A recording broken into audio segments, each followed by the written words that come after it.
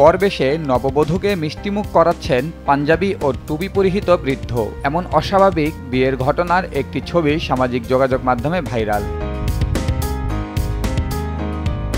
গত ২২ মার্চ লালমনিরহাটের পাটগ্রাম উপজেলার দক্ষিণ কোর্টতলী এলাকায় এমন বিয়ের ঘটনা ঘটে। বর পাটগ্রাম পৌরসভার দক্ষিণ কোর্টতলী এলাকার ৬৬ বছর বয়সী শরীফুল ইসলাম ও কনে একই উপজেলার কুচলিবাড়ি ইউনিয়নের নজরুল ইসলামের ২২ বছর বয়সী কলেজ ছাত্রী মেয়ে আইরিন আক্তার।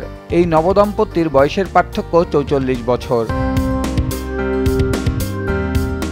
খোঁজ নিয়ে জানা গেছে আইরিন আক্তারের সঙ্গে বৃদ্ধ শরীফুল ইসলামের দীর্ঘদিনের পরিচয়। আইরিন আক্তার টাঙ্গাইলের একটি নার্সিং কলেজে পড়াশোনা করেন। আইরিনের পড়াশোনার খরচ বহন করতে ব্যাংকে ৬ লাখ টাকা ডিপোজিট করেছেন শরীফুল। সেই টাকার প্রতি মাসের লভ্যাংশ তুলে আইরিন পড়াশোনার খরচ চালান। স্কুলে থাকাকালীন আইরিনের সঙ্গে পরিচয় হয় শরীফুলের। ওই যে মানুষ ইয়ার্কি সূচকভাবে কথাগুলো বলেছে। বৃদ্ধ বয়সে নিঃসঙ্গতা দূর করতে বিয়ের সিদ্ধান্ত নেন শরীফুল ইসলাম। কোনো প্রেমের সম্পর্ক না থাকলেও সবাইকে অবাক করে দিয়ে বৃদ্ধ শরীফুলকেই বিয়ের সিদ্ধান্ত নেয় আইরিন। ঘুষে আমি খবর পেলাম, জানতে পারলাম যে ওই যে মানুষ ইয়ার্কি সূচকভাবে কথাগুলো বলেছে, তাতে মেয়েকে অনেকে আবার জিজ্ঞেস করছে রসিকভাবে যে নানা যদি বিয়ে করে তো তোমার অবস্থানটা কোথায়, তা সে নাকি পজিটিভে আছে।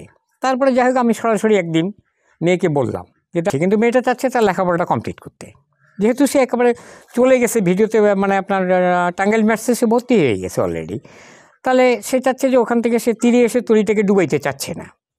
তা আমি এই সেন্সেই চিন্তা করলাম, তো তাকে বললাম যে তুমি কি, তোমার মতামত কি এখানে? তো বললো যে না, আমার এখানে কোনো দ্বিমত নেই। নিজের থেকে ৪৪ বছরের বড় শরীফুলকে সজ্ঞানেই বিয়ে করেছেন আইরিন। তিনি বলেন, মানুষের কথায় কান দিয়ে সুন্দর জীবন নষ্ট করতে চাই না। আমাকে প্রস্তাব দিল যে আমি যদি তোমাকে বিয়ে করতে চাই তাহলে কি তুমি বিয়ে করবা?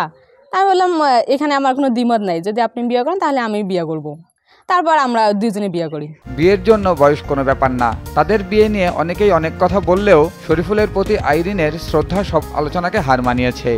আমাকে ভালো লাগছে, আমার চাচা বিয়ে করছে আমার ভাস্তিকে, আমাকে ভালো লাগছে। ১৫ বছর আগে শরীফুলের স্ত্রী মারা যান। তখন থেকেই তিনি একা হয়ে পড়েন। এলাকায় বৃদ্ধ শরীফুল ইসলাম কারো দাদা আবার কারো নানা হিসেবে পরিচিত।